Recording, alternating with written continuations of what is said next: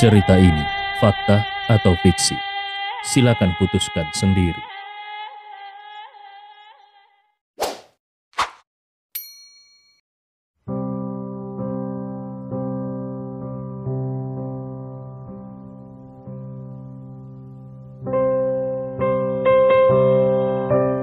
Leon menekan keterkejutan di dalam hatinya dan tersenyum sedikit.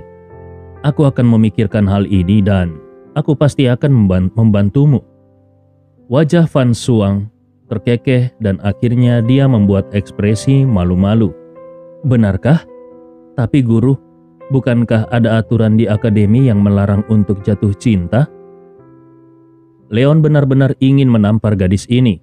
Gadis ini sudah tahu bahwa ada peraturan akademi yang melarang murid jatuh cinta, tapi gadis ini masih menyuruhnya mencarikan seorang pacar. Bukankah itu sama saja dengan mencari masalah?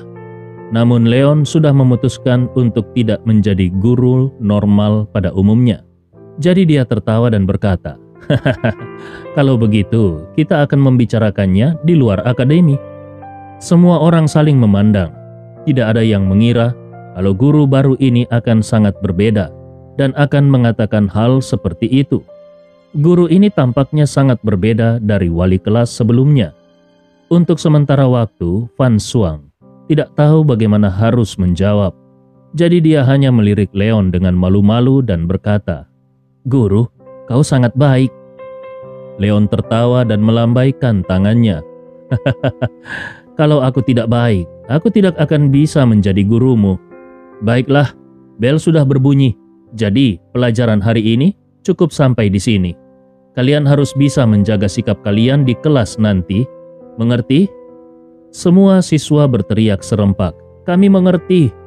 Leon tersenyum, lalu dia berbalik dan berjalan keluar kelas. Namun begitu dia pergi, beberapa orang, termasuk Van Suang, dengan cepat berkumpul di depan meja Guan Muyan. Pan Chengyi bahkan mengeluarkan laptop kecil seukuran telapak tangan yang disembunyikannya dan mendorong laptop itu ke meja Guan Muyan. Yang lain juga mengarahkan pandangan mereka pada laptop itu. Di layar laptop, semua informasi tentang Leon ditampilkan, dan tentu saja informasi itu adalah informasi yang Leon serahkan ke kantor urusan akademik. Hanya saja selain itu, ada juga beberapa indeks lainnya. Kekuatan diperkirakan 50. Ini didasarkan pada sosok Leon yang kurus. Intelijen diperkirakan 70. Kecerdasan emosional 90. Seorang siswa bernama Liu Fei bergumam, "Nilai EQ-nya ini agak tinggi." Pan Huchen mencibir, "Bagaimana dia bisa dengan mudah mengatasi kesulitan Van Suang kalau EQ-nya tidak tinggi?" Kemudian dia menoleh untuk melihat Guan Muyan dan bertanya, "Muyan, bagaimana menurutmu? Apakah kau ingin memulai?" Guan Muyan merenung sejenak, lalu dia menoleh ke seorang gadis di sebelah kirinya dan berkata, "Jurusan arkeologi? Fei Fei, bukankah kau memiliki sepotong batu giok kuno? Malam hari nanti, kau bisa pergi dan menguji profesionalismenya. Lakukan itu terlebih dahulu, lalu setelah itu kau bisa menguji konsentrasinya." Nama gadis yang dipanggil Fei Fei adalah Wu Fei Fei. Penampilannya cukup cantik, dan dalam hal penampilan, dia tergolong mampu untuk menempati peringkat 3 besar di kelas ini. Mendengar perkataan Guan Muyan barusan, Wu Fei Fei hanya mengerutkan keningnya. Guan Muyan memberi isyarat dengan jarinya, $10.000. Wu Fei Fei langsung setuju dan mengangguk. "Baiklah." Guan Muyan mencibir dan tidak mengatakan apa-apa lagi.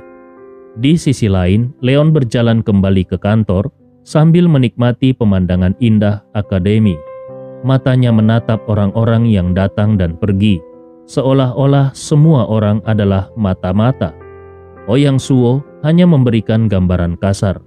Jadi siapapun di akademi ini bisa menjadi mata-mata. Karena itulah dia harus memperhatikan dengan serius.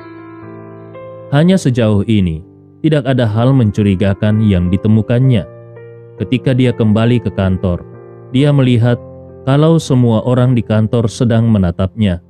Dia merasa sedikit terkejut. Akhirnya para guru di kantor sepertinya menyadari bahwa tidak sopan bagi mereka untuk menatap orang seperti ini. Jadi, salah seorang guru laki-laki berusia 30-an berbicara, "Guru Wood, murid-murid itu masih bersikap patuh bukan?" Leon tersenyum. Mereka semua cukup patuh. Guru laki-laki itu tersenyum. Baguslah, ini adalah awal yang bagus. Lalu dia kembali sibuk mengurus pekerjaannya. Leon juga kembali ke kursinya dan mulai berpikir tentang bagaimana mencari tahu tentang mata-mata itu. Adapun mengenai tatapan mata aneh dari orang lain, dia tidak mempedulikannya. Dia adalah pendatang baru, jadi wajar saja kalau dia mendapatkan tatapan aneh dari yang lainnya. Selain menjadi wali kelas di kelas 3, Leon juga harus mengajar mata kuliah spesialisasi arkeologi, tetapi mata kuliah ini bukanlah mata kuliah utama. Pada kenyataannya, hanya perguruan tinggi swasta seperti Akademi Yunlong yang akan membuat mata kuliah khusus seperti itu, dan hanya ada 3 kelas dalam seminggu. Jadi, masih tergolong sangat santai. Hari ini adalah hari Senin, dan tidak ada jadwal mata kuliah arkeologi. Setelah tinggal di kantor sebentar dan berkenalan dengan para guru yang ada di kantor, Leon hendak berjalan meninggalkan kantor. Tetapi sosok Wang Yuchun muncul di pintu kantor saat ini dan bertanya, "Guru Wood, apakah kau punya waktu kosong sekarang?" Wang Yuchun merupakan putri direktur akademi dan asisten kepala akademi, jadi tidak mengherankan kalau dia berada di sini. Leon tersenyum. "Ada?" Kemudian dia bangkit dari kursinya dan berjalan menuju Wang Yuchun. Wang Yuchun menyingkir dan tersenyum kepada guru-guru lain yang ada di kantor. Lalu dia berjalan keluar bersama Leon. Setelah melihat keduanya pergi, salah seorang dari para guru langsung bertanya dengan suara rendah, "Apa hubungan anak itu dengan keluarga Wang? Tidak mungkin dia adalah pacar Nona Wang, bukan?" Guru yang lain berkata, "Hei, itu tidak mungkin. Apa kau lupa apa identitas Nona Wang? Bagaimana mungkin dia berani menyukai Nona Wang?" Yang lainnya berkata, "Itu benar.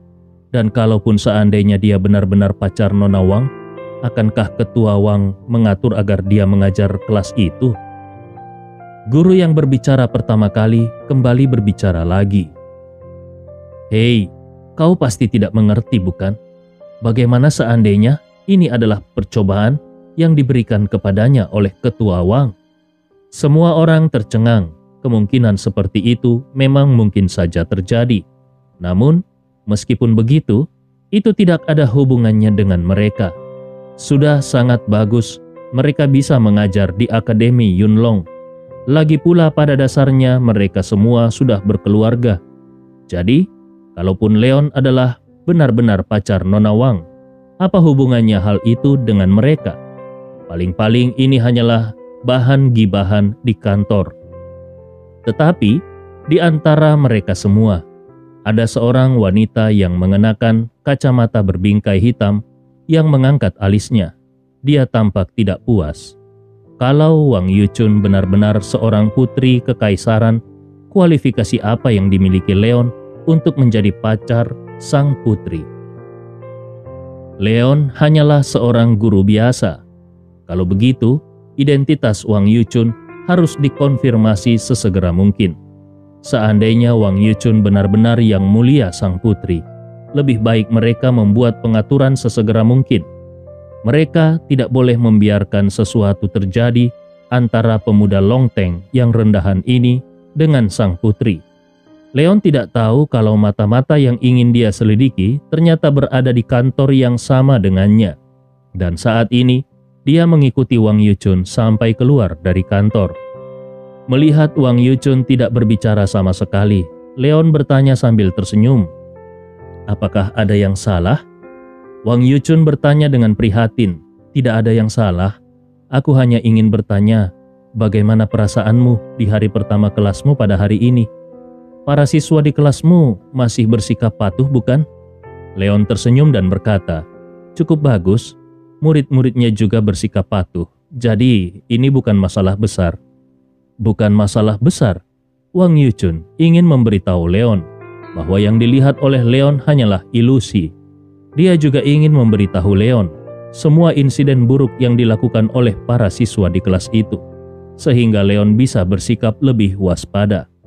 Tetapi kemudian dia memikirkan nasihat ayahnya dan hanya bisa menghela nafas panjang.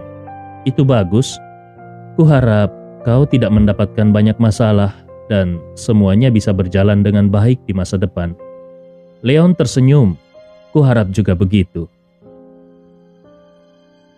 Leon tidak menyadari bahwa Wang Yuchun sengaja datang ke sini hanya untuk menanyakan hal ini pada dirinya. Wang Yuchun baru saja hendak berbicara ketika suara magnetis datang dari arah kiri. "Yuchun?" Leon menoleh dan melihat. Dia melihat seorang pria dengan kemeja putih melangkah mendekat. Ketika Leon melihat wajah tampan pria itu, pupil mata Leon sedikit menyipit.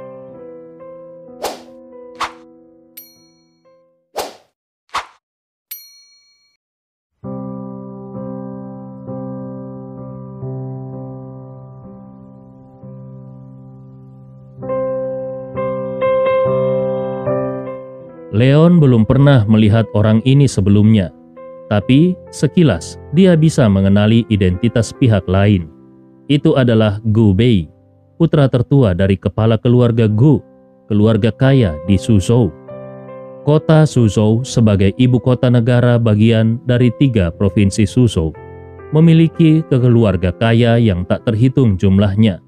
Tetapi dalam arti sebenarnya, selain keluarga Dugu, keluarga Ximen, keluarga Ouyang, dan keluarga Cao, sebagai 4 keluarga seni bela diri utama di Suzhou, hanya ada 3 keluarga besar lainnya, yaitu keluarga Gu, keluarga Shen, dan keluarga Lei. Sekarang keluarga Dugu telah dihancurkan. Keluarga Gu sebagai yang paling kuat dari 3 keluarga besar, secara samar-samar memiliki kecenderungan untuk menggantikan keluarga Dugu sebagai salah satu dari 4 keluarga seni bela diri utama di Suzhou. Hanya saja sejauh ini belum ada master alam bawaan ke-9 yang muncul di keluarga Gu, dan itu membuat keluarga Gu tidak memenuhi syarat untuk diperingkatkan dengan 3 kepala besar lainnya. Namun, dalam hal kekuatan dan kekayaan sekuler, keluarga Gu sebenarnya tidak jauh berbeda dengan keluarga raksasa yang berusia 1000 tahun seperti keluarga Ximen, keluarga Ouyang, dan keluarga Cao, terutama setelah kehancuran keluarga Dugu. Pada saat itu, selain keluarga Ouyang yang mendapatkan informasi lebih dulu sehingga bisa menelan sejumlah besar aset keluarga Dugu, keluarga Gu yang selalu berteman baik dengan keluarga Ouyang juga mendapat manfaat besar, sehingga kekuatan keseluruhannya naik ke tingkat berikutnya. Banyak dari bisnis ini yang dioperasikan oleh pria bernama Gu Bei yang ada di depannya ini. Menurut analisa Ouyang Suo, bakat bisnis Gu Bei jauh melampaui siapapun di generasi muda keluarga Ouyang, termasuk Ouyang Qingtian yang pernah dilihatnya. Alasan kenapa Leon mengenalinya secara sekilas adalah karena sebelum dia datang ke sini, dia sudah mempelajari tentang distribusi kekuatan di berbagai negara bagian Suzhou. Di antara generasi muda, Gu Bei yang paling sering muncul, dan bersama-sama dengan Shen Tong dari keluarga Shen, mereka berdua dikenal sebagai kebanggaan ganda tak tertandingi dari generasi muda di Suzhou.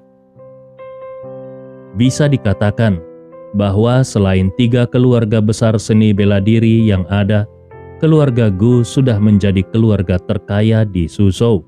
Dalam hal aset saja, keluarga Gu bahkan melebihi kekayaan yang dimiliki oleh Leon sekarang. Bagaimana bisa sosok kebanggaan seperti itu muncul di sini? Gu Bei sudah mendatangi mereka berdua, dan ketika dia melihat seorang pria berkacamata, berbingkai hitam, berdiri di samping Wang Yuchun, dia tersenyum tipis. Siapa ini? Wang Yuchun terlihat sangat akrab dengan Gu Bei. Dia membuat perkenalan singkat antara Leon dan Gu Bei sambil tersenyum. Tuan Gu, ini adalah guru baru di akademi kami. Namanya Leon Wood. Tuan Leon, ini adalah Tuan Gu, CEO grup Gu. Gu Bei tidak terlalu antusias karena identitas Leon hanyalah seorang guru biasa. Namun dia masih berinisiatif mengulurkan tangan kanannya ke arah Leon sambil tersenyum. Jadi ini Guru Wood, senang berkenalan denganmu. Leon juga tersenyum tipis dan menjabat tangan Gu Bei. Selamat siang Tuan Gu, senang berkenalan denganmu. Meskipun Gu Bei tersenyum tulus, tapi gumpalan penghinaan di matanya masih bisa ditangkap oleh Leon. Memikirkan identitas Gu Bei dan identitasnya sendiri yang hanyalah seorang guru biasa, Leon tidak merasa heran kalau Gu Bei memiliki sikap seperti itu. Setelah menyapa Leon, Gu Bei pun menoleh ke Wang Yuchun dan tersenyum tipis. Yuchun, Sentong memintaku untuk makan malam denganmu dan dia juga ingin berbicara tentang kamar dagang. Kalau kau sedang tidak sibuk, bisakah kau pergi denganku? Sudah lama sekali kita tidak berkumpul bersama. Wang Yuchun bertanya dengan sedikit terkejut. Kau datang ke sini hanya untuk mengatakan itu?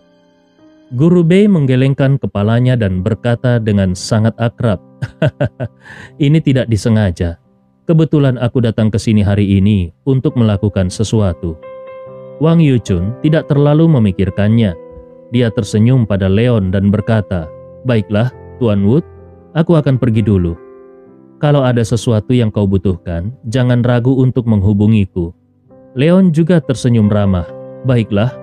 Kemudian dia mengangguk kepada Gu Bei dan melihat keduanya pergi. Leon memikirkan sesuatu di dalam hatinya. Kamar dagang yang dibicarakan Gu Bei tadi. Mungkinkah itu adalah kamar dagang Sunan yang diam-diam membeli saham konsorsium Bintang Cemerlang? Dalam informasi yang diberikan oleh Yurin, dikatakan kalau Sentong adalah salah satu anggota kamar dagang, tetapi tidak jelas posisi apa yang dipegangnya di kamar dagang. Sekarang Sentong telah membuat janji dengan Gu Bei untuk makan malam. Apakah ini untuk menarik Gu Bei ke dalam kelompoknya? Berurusan dengan kamar dagang Sunan saja sudah membuat seluruh konsorsium Bintang Cemerlang mengalami kesulitan. Kalau kekuatan finansial keluarga Gu ikut bergabung ke dalam kamar dagang Sunan, sudah pasti itu akan menjadi masalah serius untuk konsorsium Bintang Cemerlang. Leon teringat kalau keluarga Gu dan keluarga Ouyang memiliki persahabatan yang dalam.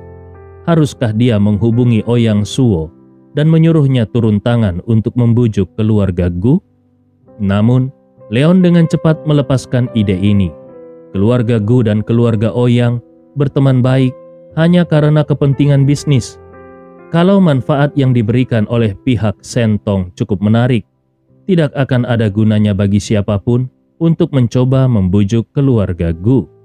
Selain itu, Ouyang Suo juga merupakan tokoh penting dalam keluarga Ouyang karena dia berada di posisi yang tinggi. Tetapi, bagaimanapun juga, bisnis keluarga Ouyang tidak ada di tangannya karena dia benar-benar tidak memiliki minat yang cukup untuk hal itu. Dia tidak akan terkejut kalau keluarga Ouyang bersatu dengan pihak lain untuk menargetkan konsorsium Bintang Cemerlang. Adapun mengenai kenapa Wang Yuchun bisa begitu akrab dengan mereka, Leon tidak terlalu peduli. Meskipun aset keluarga Wang jauh lebih rendah daripada keluarga kaya ini, bagaimanapun juga mereka adalah penduduk asli Suzhou. Jadi tidak mengherankan kalau generasi mudanya saling berhubungan. Sama seperti dirinya dan Yuan Wukai, latar belakang keluarga Yuan Wukai jauh lebih rendah daripada keluarga Wood. Tetapi bukankah dia dan Yuan Wukai berteman dekat? Meskipun memang Yuan Wukai selalu menyebut dirinya Tuan. Sambil menggelengkan kepalanya, Leon mengeluarkan ponselnya untuk memberitahu Yurin mengenai berita yang dia dapatkan secara tidak sengaja ini. Leon pun pergi ke kafetaria. Terlepas dari apakah keluarga Gu akan bergabung dengan kamar dagang Sunan dan berurusan dengan konsorsium bintang cemerlang atau tidak, bagaimanapun, ini bukanlah sesuatu yang bisa terjadi dalam 1 atau 2 hari. Dan itu juga bukan sesuatu yang bisa dia putuskan. Dia hanya perlu melakukan apa yang harus dia lakukan. Dengan dukungan keuangan dari pihak kerajaan Meng, bahkan kalaupun keluarga Gu bergabung dengan kamar dagang Susan, dengan kamar dagang Sunan, dia masih punya cukup waktu untuk mengatasinya. Setelah makan siang, Leon kembali ke asrama untuk beristirahat sebentar dan kemudian pergi ke kelas pada sore hari. Dia merasa puas karena menemukan kalau para siswa di kelasnya benar-benar bekerja keras. Setelah itu dia kembali ke asrama lagi dan mulai mencoba mengendalikan niat pedang yang mendominasi. Tetapi bagaimanapun juga, ini adalah akademi dan ada mata-mata dari kerajaan Sith di tempat ini. Jadi, Leon bergerak dengan sangat hati-hati. Kecuali mata-mata itu adalah seorang master dari alam Grandmaster, mereka sama sekali tidak akan bisa merasakan adanya fluktuasi aura di asrama ini.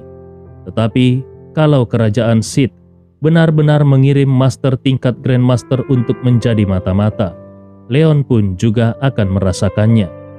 Setelah berkultivasi sepanjang sore, Leon masih tidak bisa mengendalikan niat pedang. Tetapi sedikit banyaknya, dia bisa menjernihkan beberapa ide yang merupakan keuntungan kecil baginya. Leon merasakan rasa lapar di perutnya, jadi dia pergi ke kafetaria untuk makan malam, dan setelah makan malam, dia menelpon Yan Rou yang berada jauh di kota Nanhe, lalu kemudian kembali ke asrama. Dia baru saja hendak mandi dan melanjutkan kultivasinya ketika terdengar suara ketukan di pintu.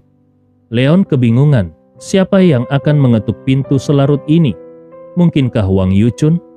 Sejauh ini di Akademi Yunlong ini, Leon hanya mengenal Wang Yuchun.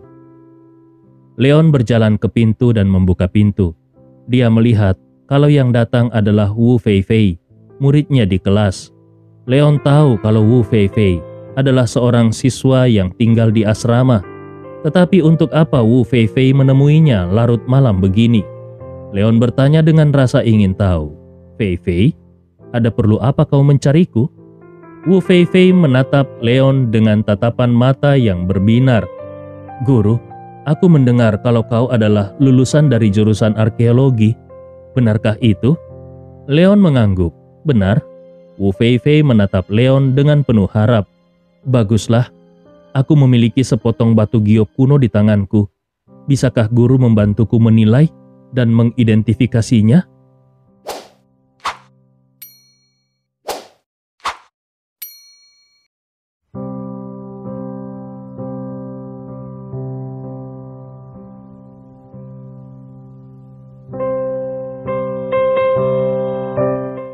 Memikirkan itu hanya masalah sepele, yaitu mengidentifikasi batu giok kuno, Leon tidak terlalu memikirkannya dan dengan santai menyingkir sambil berkata, tentu saja, masuklah.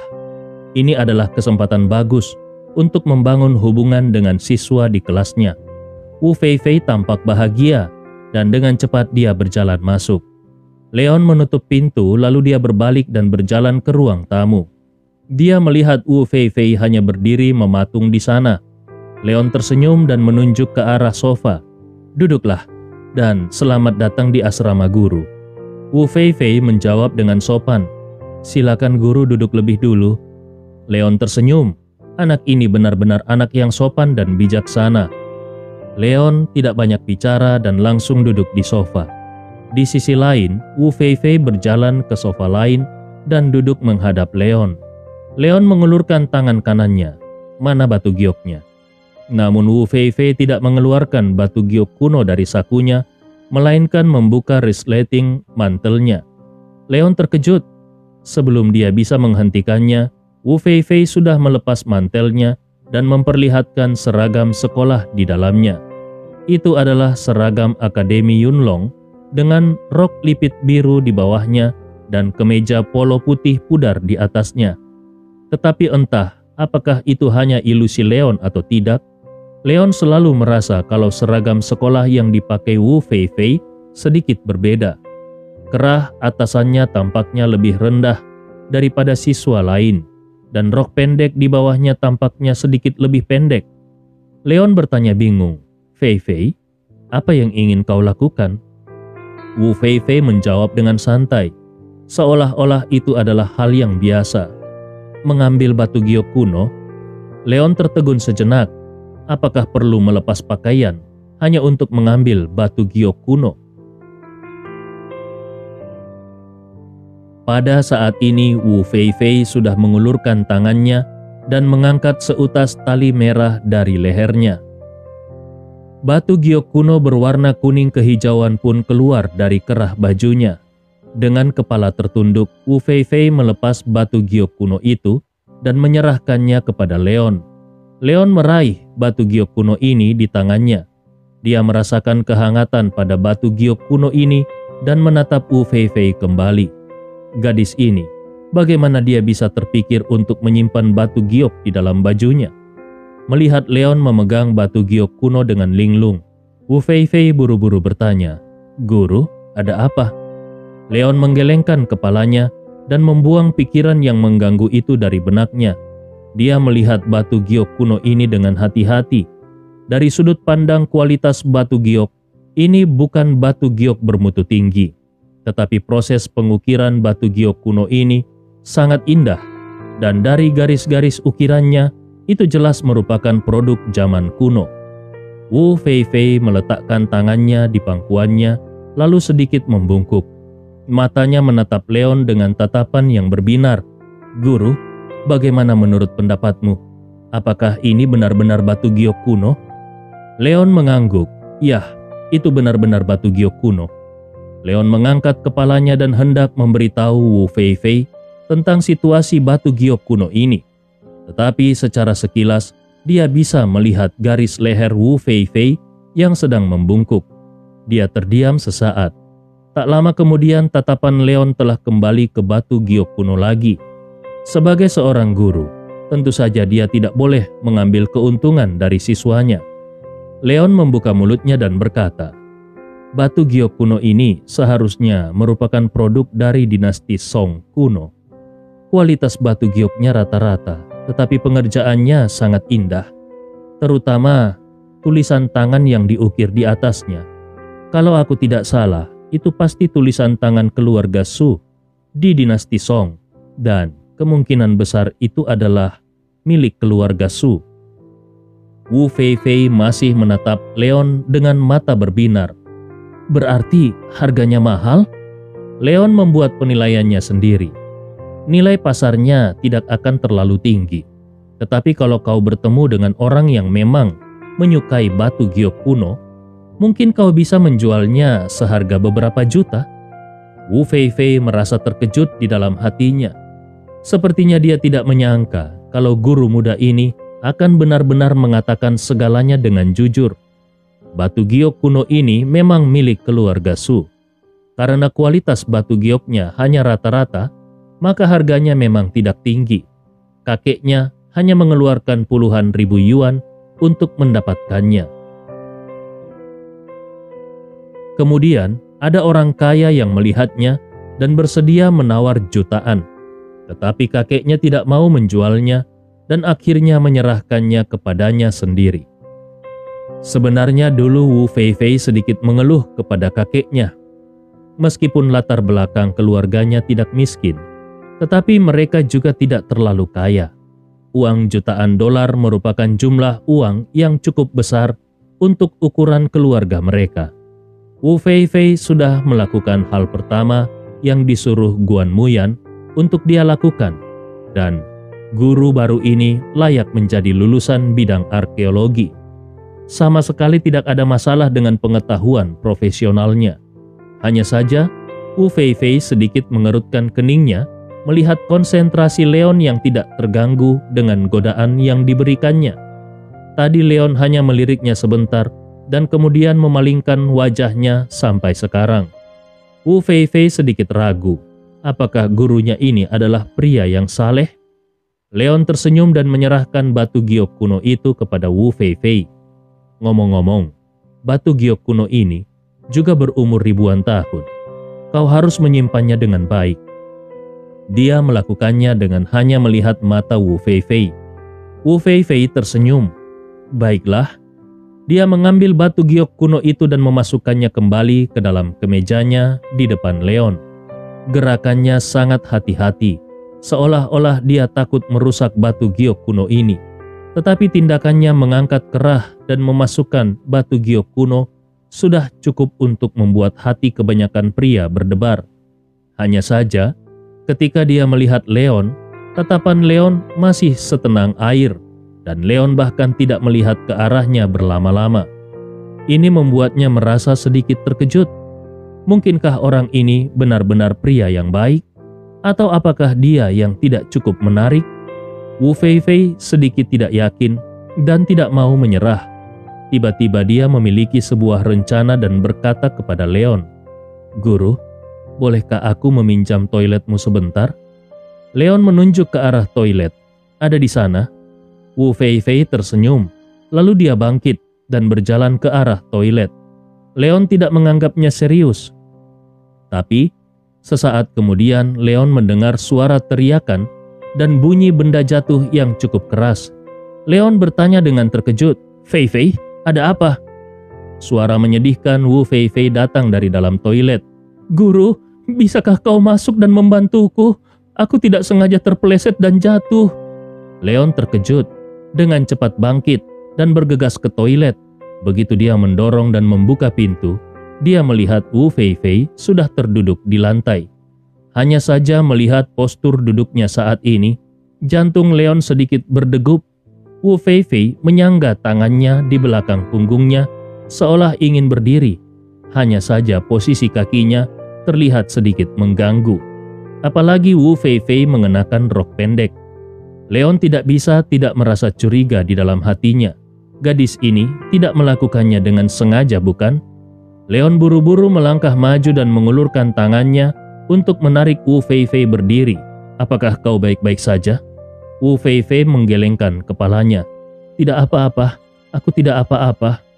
Leon sudah sedikit curiga dengan tujuan sebenarnya gadis ini datang ke sini. Karena dia tidak ingin mendapat lebih banyak masalah, jadi dia pun buru-buru berbicara. "Baiklah, ini belum terlalu larut. Kau bisa pulang kembali dan istirahat lebih awal." Wu Feifei mengangguk. "Baik, Guru." Dia menundukkan kepalanya dan berjalan keluar. Melihat Wu Feifei tidak melakukan gerakan lain, diam-diam Leon menghela nafas lega. Melihat sosok Wu Feifei seolah-olah pergi melarikan diri, senyum jahat berangsur-angsur muncul di wajah Leon. Tetapi tatapan matanya sedikit serius. Dia benar-benar yakin kalau gadis ini ada di sini untuk menguji dirinya. Tetapi kenapa Wu Feifei harus menguji dirinya? Apakah Wu Feifei melakukannya atas inisiatifnya sendiri, atau apakah ada orang lain yang mengirimnya? Dengan memanfaatkan momen ketika Wu Feifei berjalan ke tangga, diam-diam Leon juga menutup pintunya dan mengikuti Wu Feifei dengan hati-hati. Dengan kultivasinya sebagai master alam bawaan ketujuh, kecil kemungkinan kalau dia akan ditemukan oleh Wu Feifei mengikutinya. Wu Feifei berjalan keluar dari asrama guru, tetapi dia tidak langsung kembali ke asrama putri, melainkan pergi ke taman bermain di akademi. Yang mengejutkan Leon adalah karena ternyata yang menunggu Wu Feifei di sana bukanlah mata-mata dari Kekaisaran Sith, tetapi beberapa teman sekelasnya yang lainnya. Ada Guan Muyan, Pan Chenyi, Fan Shuang, Liu Fei, dan Luo Qingqing. Begitu mereka melihat Wu Feifei datang, beberapa siswa langsung menghampirinya dan bertanya dengan tidak sabar, Bagaimana? Wu Feifei buru-buru mengatakan apa yang baru saja terjadi. Setelah mendengarkan cerita Wu Feifei, semua orang mulai mengutuk satu demi satu. Dia adalah pria yang munafik. Dia pasti berpura-pura tidak tertarik. Tetapi pada kenyataannya dia sangat tertarik. Benar-benar playboy. Akhirnya Pan Chenyi memandang Guan Muyan dan berkata, "Muyan, sekarang setelah kau mengetahui temperamen pria itu, apa rencanamu?" Guan Muyan berkata dengan suara yang dalam, "Itu terserah pada kalian. Apakah kalian ingin mengusirnya secara langsung atau membiarkannya menjadi boneka kita?" Pan Chenyi berpikir sejenak dan berbicara, "Kalau kita mengusirnya, pihak akademi pasti akan mendatangkan guru yang lain. Sejujurnya, bermain-main seperti ini juga cukup menyenangkan. Bagaimana kalau kita membiarkan dia menjadi boneka kita lebih dulu? Dan ketika kita sudah bosan bermain, ayo kita usir dia." Yang lain juga menganggukkan kepala mereka berulang kali. Mereka berpikir kalau ini adalah rencana yang bagus. Guan Muyan mengangguk. "Oke, kalau begitu mari kita kendalikan dia dulu." Kemudian dia membisikkan rencananya lagi. Beberapa orang lain mengangguk satu demi satu. Mereka semua merasa kalau ini adalah rencana yang bagus. Hanya Wu Feifei yang menunjukkan ekspresi enggan. Guan Muyan memandang Wu Feifei dan mendengus dingin. "Kenapa? Kau tidak mau?" Wu Feifei tidak menolak dan langsung berkata, "Bayarannya 100.000. Guan Muyan mengangkat alisnya sesaat, namun pada akhirnya dia mengangguk. "Baiklah." Wu Feifei berkata dengan dingin, "Bayar dulu 10.000 untuk pembayaran sebelumnya." Kemudian dia menambahkan lagi, "Setelah itu, bayar uang muka 50.000 yuan untuk proyek yang baru ini." Guan Muyan mengangkat alisnya, tetapi pada akhirnya dia mengeluarkan uang tunai 60.000 yuan dari tas tangannya dan menyerahkannya langsung kepada Wu Feifei. Guan Muyan mendengus dingin. "Ingat, uangku tidak mudah didapat. Kuharap kau tidak mengecewakanku." Wu Feifei juga menjawab dengan dingin, "Jangan khawatir, aku akan melakukan apa yang kau minta. Tetapi kau tidak boleh ingin melepaskan rantai ketika saatnya tiba." Guan Muyan melirik Wu Feifei dengan dingin, lalu dia berbalik dan pergi bersama yang lainnya. Adegan ini secara alami terlihat di mata Leon, termasuk percakapan bisik-bisik mereka. Dia merasa lucu ketika menyadari kalau anak-anak ini sebenarnya berencana untuk mengendalikan dirinya, terutama ketika dia memikirkan rencana Guan Muyan yang ingin membuat Wu Feifei sengaja merayu dirinya, dan setelah nanti Wu Feifei berhasil membujuk dirinya untuk melepas pakaiannya, yang lainnya akan menyerbu masuk dan mengambil gambarnya untuk mengintimidasinya. Bagaimana mungkin siswa berusia 17 atau 18 tahun datang dengan rencana berbahaya seperti itu? Tetapi Leon merasa sedikit bingung. Untuk apa orang-orang ini melakukan hal seperti itu? Apakah ini murni hanya sekedar untuk bersenang-senang?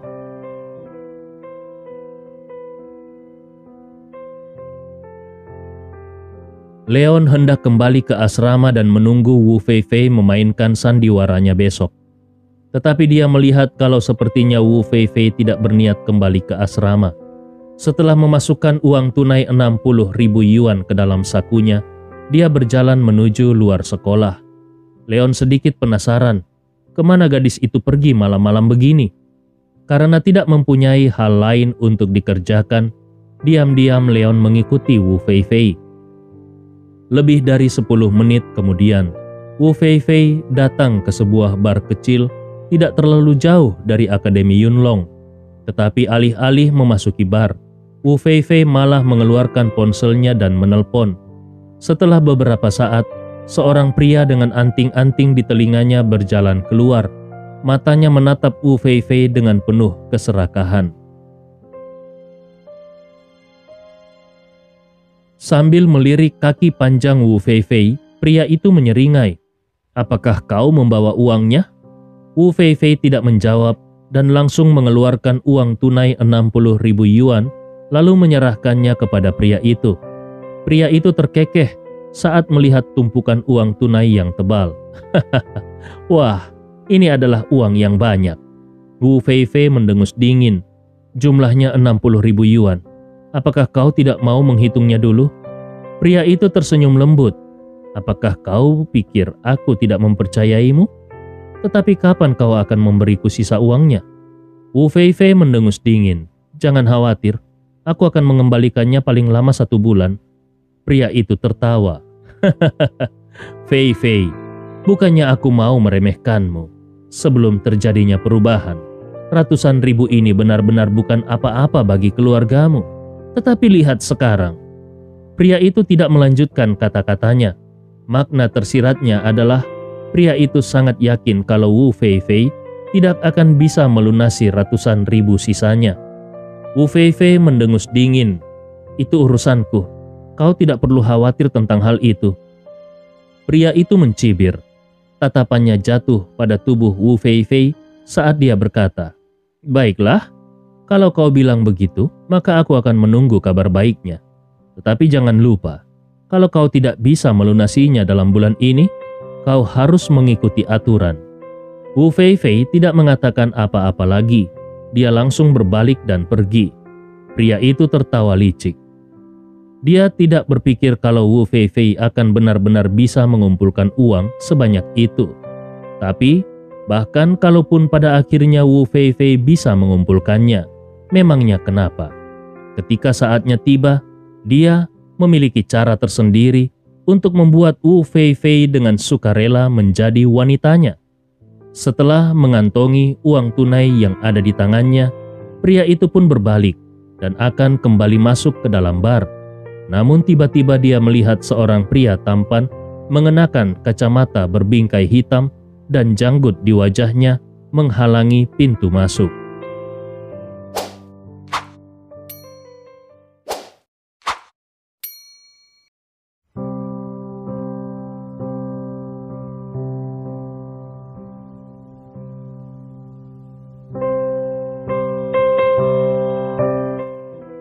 Melihat pihak lain terus menatap uang tunai di tangannya, pemilik bar bernama Zhang Yu ini memegang erat uang tunai yang ada di tangannya dan berkata dengan ragu-ragu, "Apakah ada yang salah?" Tapi begitu Zhang Yu melihat penampilan kurus pihak lain, dia langsung merasa lega. Ini adalah wilayahnya, dan dia yakin tidak ada orang yang berani mencuri uangnya di wilayahnya sendiri. Leon mengangguk. "Ada." Zhang Yu bertanya sambil mengerutkan keningnya. "Ada apa?" Leon menjawab, "Aku ingin membuat kesepakatan denganmu." Zhang Yu menjadi sedikit waspada. "Kesepakatan macam apa?" Leon tersenyum. "Kesepakatan besar." Zhang Yu mencibir, "Hei, kau tidak sedang berusaha untuk menjebakku, bukan?" Leon berkata sambil tersenyum, "Bagaimana kalau kita masuk dulu dan berbicara?" Zhang Yu memandang Leon. Dia merasa kalau sepertinya Leon tidak sedang bercanda dengannya. Jadi dia mengangguk. "Baiklah, silakan." 1/4 jam kemudian, di dalam bar kecil yang hanya memiliki sedikit pelanggan, Zhang Yu tercengang sambil memandang pria yang tidak ingin disebutkan namanya ini. Pria ini datang untuk membuat kesepakatan dengan dirinya. Tetapi kesepakatan ini agak terlalu luar biasa. Dia hanya perlu memberitahu kenapa Wu Feifei bisa berhutang kepadanya dan pria itu bersedia memberinya 1 juta. Orang ini, siapanya Wu Feifei? Melihat penampilan ragu-ragu Zhang Yu, Leon tersenyum ringan dan bertanya, "Apakah terlalu sedikit?" Zhang Yu berkata dengan ragu-ragu, Itu adalah jumlah yang banyak. Tapi bagaimana kalau aku memberitahumu namun kau tidak memberikan uangnya?" Tentu saja, kalau seandainya dia benar-benar memberitahu Leon, namun Leon tidak memberikan uangnya, Zhang Yu pasti memiliki terlalu banyak cara untuk memberitahu Leon tentang betapa kuatnya seorang Zhang Yu itu. Leon tersenyum dan berkata, "Kau bisa memberiku nomor rekeningmu terlebih dahulu." Zhang Yu mengerutkan keningnya. Tetapi kemudian tanpa ragu-ragu dia langsung memberitahu Leon nomor rekeningnya. Leon mengeluarkan ponselnya dan mengetikkan sesuatu selama beberapa menit. Sesaat kemudian, Zhang Yu menerima pesan teks yang memberitahukan adanya dana masuk ke nomor rekening tersebut. Ketika dia melihat bahwa benar-benar ada dana 1 juta yang masuk ke dalam rekeningnya, dia langsung tercengang. Orang ini tidak mungkin sakit otak, bukan? Wu Feifei hanya berutang ratusan ribu pada dirinya. Namun hanya untuk sebuah informasi, orang ini bersedia membayar 1 juta. Orang ini benar-benar memiliki uang sebanyak ini. Kenapa dia tidak langsung saja menggunakannya untuk membayar hutang Wu Feifei? Leon tersenyum dan berkata, "Sekarang kau bisa mengatakannya." Zhang Yu mengangguk dan dia tidak berbicara bertele-tele. Dia langsung memberitahu tentang hal-hal yang membuat Wu Feifei berhutang kepadanya, termasuk sejarah keluarga Wu Feifei. Keluarga Wu dianggap sebagai keluarga yang solid di kota Suzhou. Itu memang tidak berarti bahwa mereka adalah keluarga yang kaya dan terkenal. Tetapi setidaknya mereka tidak khawatir tentang makanan dan pakaian. Hanya saja di kemudian hari, investasi ayah Wu Feifei mengalami kegagalan dan dia berhutang banyak. Semua aset tetap keluarga sudah digadaikan.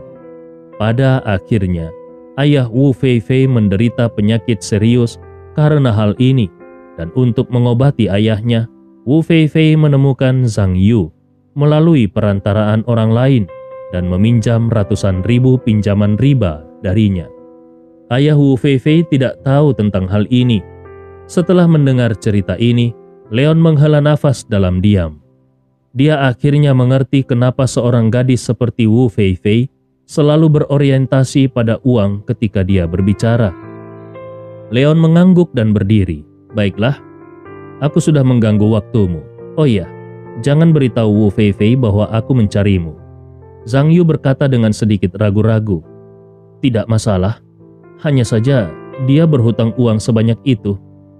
Karena Leon bisa mengeluarkan uang dengan santai, maka menurut Zhang Yu, identitas Leon pasti tidak akan buruk. Siapa tahu Leon juga bersedia membayarkan hutang Wu Feifei. Leon berkata dengan ringan, "Dia pasti akan membayarmu kembali beserta dengan bunga sebanyak yang seharusnya. Tetapi selain itu, aku tidak ingin kau memiliki pikiran lain." Wajah Zhang Yu memerah dan dia ingin membela diri.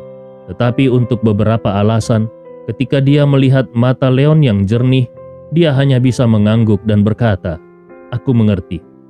Leon tersenyum. "Aku senang kau bisa mengerti." Merasa tidak ingin terus mempersulit Zhang Yu, Leon pun bangkit dan berjalan pergi. Setelah Leon pergi, Zhang Yu yang masih merasa terkejut mengeluarkan ponselnya lagi dan melihatnya dengan cermat. Nominal dana yang masuk memang 1 juta. Daripada membiarkan 1 juta, bukankah lebih baik dia memberikan beberapa ratus ribu untuk membantu Wu Feifei membayar hutangnya kembali? Bagaimana dia bisa mengatakan bahwa Wu Feifei pasti akan membayar hutangnya kembali? Dan kenapa dia tidak ingin Wu Feifei tahu tentang hal ini? Apa sebenarnya yang akan dilakukan orang ini?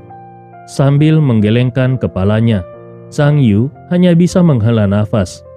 Di dunia ini, memang banyak orang kaya yang tidak bisa dimengerti jalan pikirannya.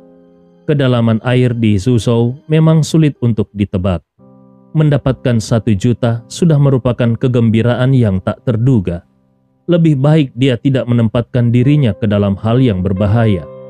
Keesokan harinya, Leon pergi ke kelas untuk mengajar. Disiplin di kelas masih sangat bagus, tetapi beberapa siswa di kelas menatapnya dengan penuh penghinaan. Tentu saja, Guan Muyan sudah menceritakan kejadian kemarin kepada yang lainnya, dan ketika mereka berpikir bahwa guru baru ini akan segera jatuh ke dalam kendali mereka, mereka semua merasa sangat gembira. Karena itu, mereka membiarkan Leon mengajar dengan tenang untuk 1 hari ini. Leon tidak peduli, dia juga pergi ke kelas besar di sore hari untuk mengajar kelas arkeologi.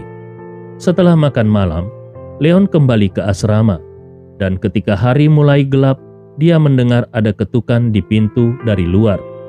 Tentu saja Leon tahu siapa yang mengetuk pintunya. Jadi dia membuka mulutnya dan berkata, "Pintunya tidak terkunci, masuklah." Pintu terbuka dan Wu Feifei yang masih mengenakan rok sekolah pendek berjalan masuk, seolah-olah dia sudah sangat yakin dengan apa yang akan dia lakukan hari ini. Namun, ketika dia melihat Leon menatapnya, dia menjadi sedikit gugup dan detak jantungnya meningkat pesat tanpa bisa dijelaskan. Meskipun begitu, ketika dia teringat bahwa dia bisa mendapatkan sisa 50.000 yuan setelah melakukan ini, dia langsung menjadi tenang kembali. Wu Feifei baru saja akan berbicara, tetapi Leon sudah lebih dulu memimpin dalam berbicara. "Ternyata kau, Feifei. Kebetulan aku juga merencanakan untuk mencarimu." Hati Wu Feifei tegang. Gurunya ini secara kebetulan berencana untuk menemuinya? Mungkinkah gurunya ini juga ingin melakukan sesuatu kepada dirinya? Setelah menenangkan pikirannya, Wu Feifei berjalan ke sofa di seberang Leon dan duduk. Sambil menatap Leon, dia tersenyum dan bertanya, "Untuk apa guru mencariku?" Wu Feifei duduk dengan sangat santai. Melihat penampilan Wu Feifei, Leon tersenyum ringan. "Bisakah kau menunjukkan batu giok kunomu lagi?" Wu Feifei sedikit terkejut. Apa?"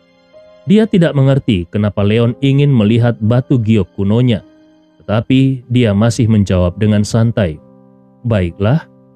Dan masih seperti kemarin, dia mengambil batu giok kuno itu dari lehernya dan menyerahkannya kepada Leon. Leon melirik Wu Feifei sambil tersenyum dan mengulurkan tangannya untuk mengambil batu giok kuno. Leon memandang Wu Feifei sambil tersenyum dan berkata, "Begini, aku punya teman yang relatif kaya, yang selalu menjadi penggemar setia keluarga Su. Setelah aku melihat batu giok kunomu kemarin, aku menceritakan tentang batu giok kuno ini kepadanya, dan dia sangat tertarik. Dia ingin membeli batu giokmu. Bagaimana menurutmu? Apakah kau mau menjualnya?" Wu Feifei sedikit terkejut. Apa?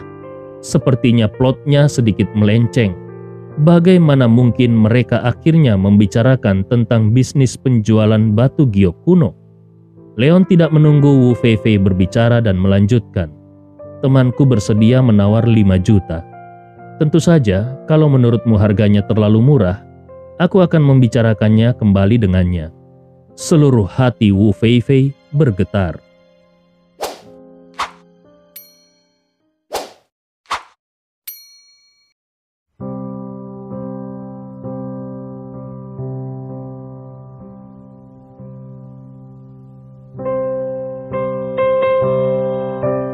"5 juta. Dulu pedagang yang sangat menyukai batu giok kuno ini hanya mampu menawar tidak lebih dari 2 juta. Tetapi sekarang harganya sudah berlipat ganda, dan juga dia masih bisa menaikkan harganya. Dengan uang itu dia tidak hanya bisa membayar hutang riba kepada Zhang Yu, tetapi juga bisa membayar hutang-hutang ayahnya. Hanya saja di dunia ini, mana mungkin hal sebaik itu bisa terjadi?" Wu Feifei berkata dengan sedikit ragu-ragu. "Guru, apakah kau bercanda?" Dia selalu merasa bahwa pria yang berpura-pura memiliki moralitas ini sedang mengolok-olok dirinya. Leon tersenyum dan berkata, "Aku tidak sedang bercanda. Sungguh, aku tidak sedang bercanda. Apa yang kukatakan tadi itu benar. Selama kau mau, aku bisa memintanya untuk segera mengirimimu uangnya." Wu Feifei terdiam. Dia masih tidak percaya bahwa ada hal yang begitu baik di dunia ini. Setelah terdiam beberapa saat, Wu Feifei menatap Leon lagi. Apakah ada persyaratan lain? Dia tidak akan melupakan cara Leon memandangnya tadi malam. Kalau Leon ingin tidur dengannya dengan menggunakan alasan ini, tentu dia tidak akan setuju. Dia memang menerima 100.000 dari Guan Muyan untuk merayu Leon. Tetapi itu hanya sandiwara. Tidak mungkin baginya untuk benar-benar tidur dengan Leon. Saat ini Leon tersenyum dan menggelengkan kepalanya. Tidak ada persyaratan lainnya. Tentu saja Leon tahu apa yang dipikirkan gadis itu. Wu Feifei masih tidak bisa mempercayainya. Benarkah? Leon tersenyum dan mengembalikan batu giok kuno itu kepada Wu Feifei sambil berkata, "Begini saja, kalau memang kau setuju, kau bisa memberikan nomor rekeningmu terlebih dahulu. Aku akan memintanya untuk mengirimkan uangnya ke nomor rekeningmu. Begitu uangnya sudah masuk, kau bisa memberikan batu giok kuno ini kepadaku." Untuk sesaat, berbagai pertimbangan berkecamuk di pikiran Wu Feifei. Setelah memikirkannya, dia merasa bagaimanapun juga dia tidak akan rugi apa-apa kalau memberikan nomor rekeningnya terlebih dahulu. Jadi dia pun segera memberikan nomor rekeningnya. Leon mengambil teleponnya. "Oke, tunggu sebentar. Aku akan memberitahunya." Setelah itu Leon masuk ke kamar tidur. Samar-samar Wu Feifei mendengar suara Leon di telepon. Setelah beberapa saat, Leon keluar lagi. Leon tersenyum dan berkata, "Oke, uangnya akan segera ditransfer ke rekeningmu. Kau bisa memeriksanya sebentar lagi." Wu Feifei pun mengambil ponselnya. Dia baru saja menerima pesan teks yang memberitahukan bahwa benar-benar ada transfer uang sebanyak 5 juta ke rekening banknya. 5 juta. Bahkan seandainya ayahnya tidak bangkrut, uang sejumlah itu masih menjadi penghasilan yang besar bagi keluarga mereka. Ini semua benar-benar terjadi. Dia hanya menatap Leon dengan tatapan kosong. Dia sama sekali tidak menyangka bahwa akan ada hal yang begitu baik di bawah langit ini. Melihat Wu Feifei yang melamun, Leon bertanya, "Ada apa? Apakah uangnya sudah masuk?" Wu Feifei mengangguk lamban. Sudah." Leon tersenyum dan berkata, "Kalau begitu, aku akan menyimpan batu gioknya dulu dan memberikannya kepada temanku nanti." Leon pun menyimpan batu giok kuno itu. Wu Feifei masih tidak bisa mempercayainya. Tetapi pesan teks itu tentu tidak berbohong. Dan memang ada uang sejumlah itu di kartunya. Kali ini Leon bertanya lagi, "Ngomong-ngomong, untuk apa tadi kau datang ke sini? Apakah ada hal lain yang ingin kau katakan kepadaku?" Wajah Wu Feifei tiba-tiba memerah. Dan kemudian dia ingat bahwa dia datang ke sini demi uang 100.000. Sekarang dengan uang 5 juta yang ada di rekeningnya, kesulitan keuangan keluarga Wu akan terpecahkan.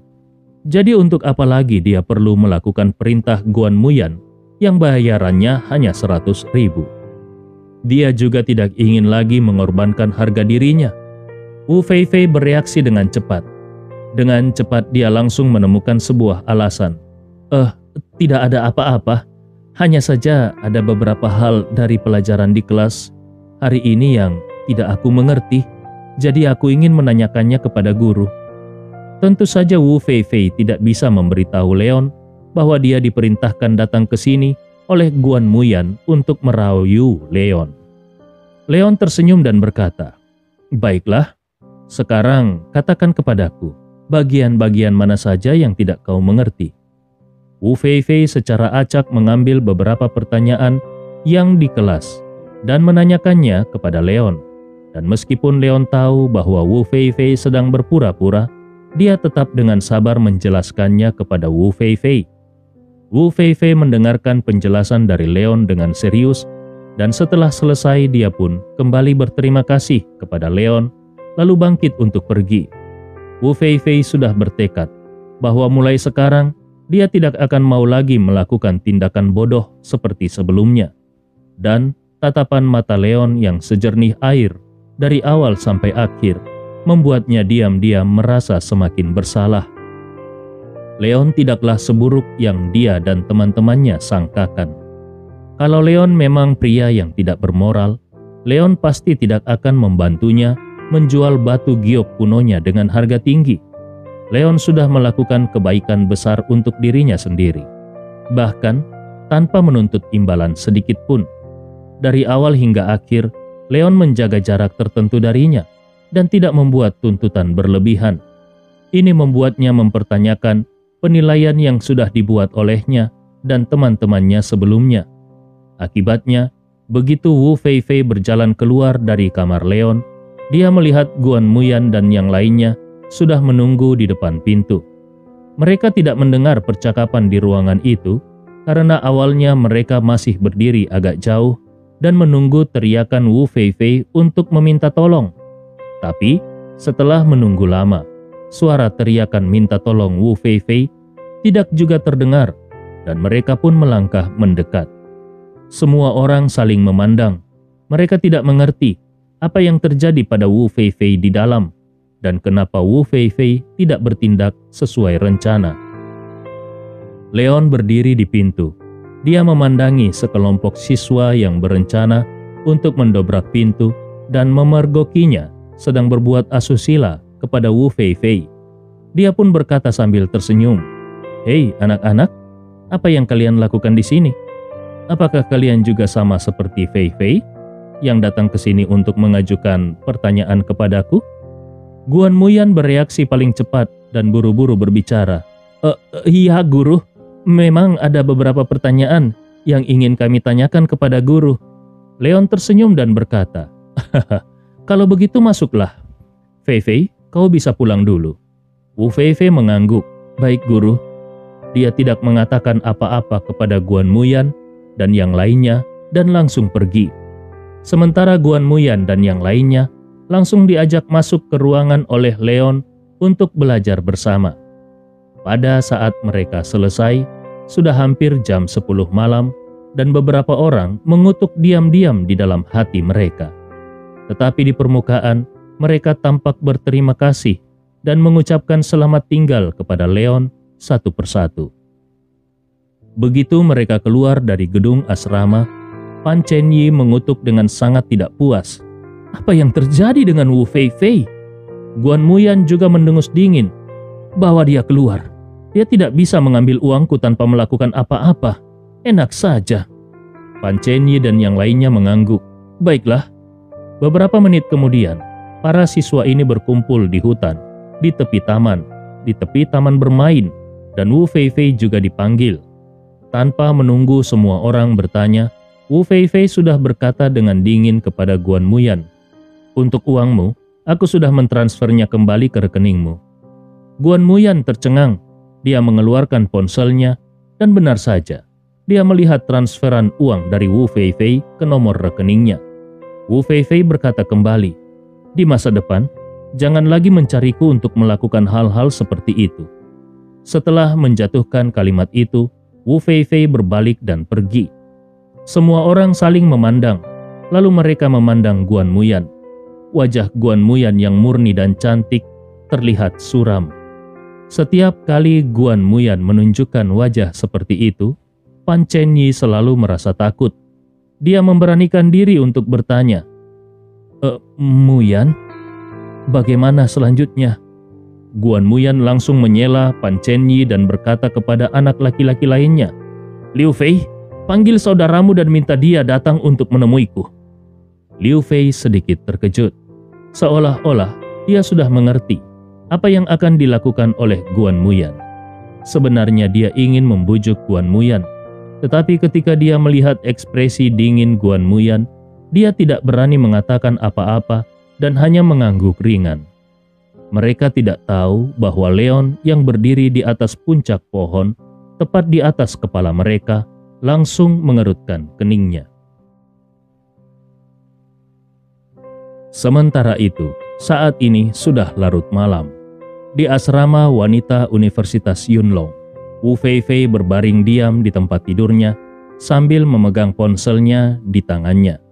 Dia melihat pesan yang memberitahukan bahwa dia memiliki saldo lebih dari 4,9 juta. Dia merasa seperti sedang bermimpi. Batu giok kuno yang tidak terlalu bagus bisa dijual dengan harga setinggi langit, 5 juta. Bagaimanapun dia melihatnya, dia selalu merasa kalau hal ini sedikit agak aneh.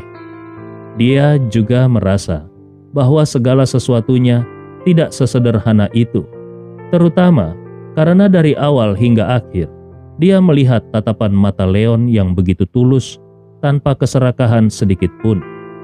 Ini sama sekali tidak seperti tampilan yang biasa dimiliki orang licik. Jika Leon benar-benar licik, Leon pasti akan menuntut sesuatu setelah melakukan kebaikan yang begitu besar pada dirinya hari ini.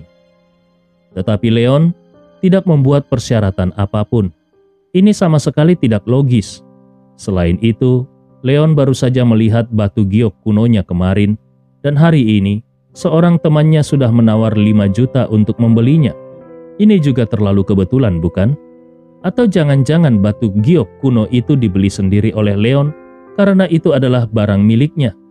Tetapi begitu pikiran itu muncul, pikiran itu langsung ditepis jauh-jauh oleh Wu Feifei. Kalau Leon bisa menghabiskan 5 juta hanya untuk membeli batu giok kuno seperti itu, dengan sumber keuangan seperti itu, untuk apa lagi dia datang ke Akademi Yunlong dan bekerja sebagai guru? Tidak peduli seberapa baik ekonomi guru Akademi Yunlong, mereka akan membutuhkan waktu beberapa tahun untuk mengumpulkan 5 juta. Wu Feifei bergumam di dalam hatinya. Lupakan saja. Tidak peduli apa yang menjadi alasan di balik semua ini, yang penting adalah guru sudah sangat membantuku. Selama dia tidak membuat terlalu banyak tuntutan di masa depan, aku hanya akan memperlakukannya sedikit lebih baik, dan aku tidak akan bolos di masa depan. Wu Feifei tidak bisa mengetahui alasannya, jadi dia tidak mau repot-repot memikirkannya lagi. Dengan santai, dia meletakkan ponselnya di sisi tempat tidur dan bersiap untuk tidur. Leon tidak tahu bahwa Wu Feifei hampir memberikan cap kepadanya sebagai orang cabul yang menghabiskan banyak uang untuk membeli barang-barang pribadi milik perempuan. Pada saat ini, diam-diam dia mengikuti beberapa siswa di kelas yang pergi ke bar saudara laki-laki Liu Fei, yaitu bar Buffy. Dia benar-benar ingin tahu bagaimana Guan Muyan, seorang gadis yang tampaknya polos dan lembut, akan membalas dendam pada Wu Feifei yang tidak melakukan apa yang diperintahkan oleh Guan Muyan. Meskipun dia bekerja sebagai guru di Akademi Yunlong, hanya untuk memudahkannya menemukan mata-mata kerajaan Sith. Namun bagaimanapun juga, anak-anak kecil ini adalah muridnya, dan dia tidak bisa begitu saja melihat mereka tersesat. Buffy Bar adalah bar yang lebih terkenal di selatan Suzhou. Pada saat ini, di sebuah ruangan mewah di bar, seorang pria berkemeja hitam sedang duduk di sofa sambil memegang cerutu tebal di mulutnya. Dia merokok dengan perlahan. Sikapnya terlihat sangat menyenangkan. Orang ini adalah pemilik bar yang sebenarnya, dan dia juga orang pertama di dunia bawah tanah selatan Suzhou, yaitu Qin Feng. Kota Suzhou adalah pusat ibu kota 3 provinsi Suzhou. Semua kekuatan berkumpul di sini. Ikan dan naga bercampur di sini, dan dunia bawah tanahnya bahkan lebih kacau lagi. Bisa duduk dengan kokoh di singgasana tempat pertama di dunia bawah tanah Nancheng, membuat Qin Feng menjadi sosok yang terkenal di seluruh dunia bawah tanah. Tapi dia tahu di dalam hatinya bahwa ini sudah menjadi batasnya. Suzhou berbeda dari tempat lain. Di sini ada beberapa keluarga seni bela diri yang hebat. Keluarga-keluarga besar ini selalu memandang rendah pendapatan abu-abu dunia bawah tanah, dan mereka jarang ikut campur dalam pertempuran dunia bawah tanah. Tetapi begitu orang-orang dunia bawah tanah ini melebihi batas tertentu, maka itulah saatnya untuk jatuh. Dahulu, ada seorang pria kejam di Suzhou yang hanya memerlukan waktu selama 3 tahun untuk menyatukan kota-kota timur dan barat dalam satu gerakan. Namun, tepat ketika pria kejam itu hendak mencaplok wilayah lain dan mendominasi seluruh dunia bawah tanah Suzhou, dia dibunuh dengan kejam oleh pendekar pedang berbaju hitam. Pada saat itu, ada 8 seniman bela diri kekuatan internal di sisi pria itu, dan 2 master super yang telah melangkah ke alam bawaan. Tetapi ketika menghadapi pedang, pendekar pedang, tidak satupun dari mereka yang selamat dari satu gerakan. Sejak itu, para petinggi di dunia bawah tanah Suzhou ini memahami bahwa perkelahian kecil dan perkelahian biasa bukanlah apa-apa. Tetapi jangan melewati batas. Tidak peduli Seberapa tangguh mereka? Bisakah mereka lebih kuat daripada keluarga-keluarga besar itu? Daripada dibenci oleh keluarga-keluarga besar itu dan dibunuh, lebih baik mereka membatasi langkah mereka dan menikmati hidup yang ada. Cerita ini fakta atau fiksi? Silakan putuskan sendiri.